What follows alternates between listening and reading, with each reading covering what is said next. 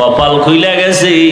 রহমতের নবীর এক নজর দেখা তরবারি ফালায় বলে, নবী বেয়াদবি মাফ করে। কেমন পাওয়ার আল্লাহ দান করলেন। সেই ওমর বলে, আল্লাহ যদি ঘোষণা করেন সব মানুষ জান্নাতে যাবে, একজন জাহান্নামে যাবে, আমি ওমর ভয় পাই সেই জাহান্নামের আসামি আমি ওমর হয়ে যাই নাকি।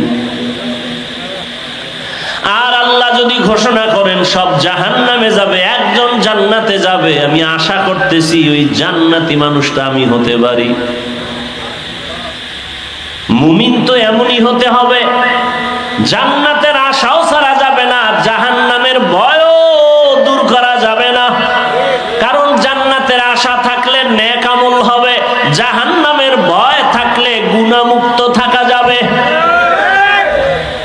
এজন্যই নবী বলেন, আল ঈমান বাইনাল খাউফি ওয়ার রাজা, ভয় আর আশার মধ্যখানের নাম হলো ঈমান।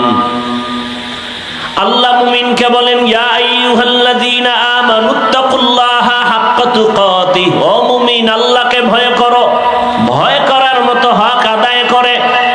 কাকে ভয় করব? এই ভয়ের নাম তাকওয়া। এখানে যারা আছেন, যদি আমি সবাইকে জিজ্ঞাসা করি আপনারা কারা কারা আল্লাহকে ভয় করেন, সবাই হাত উঠাবে না? যারা বেশি চালাক ওরা পারলে দুটো পাও উঠায় বলবে আমরা 4 হাত পায়ে আল্লাহকে ভয় করি।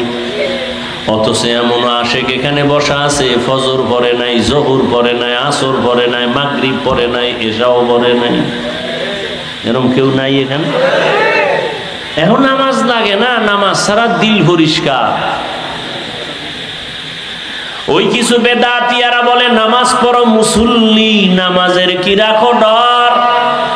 যেই নামাজে জান্নাত পাবে সেই নামাজ কোথায় তোমার?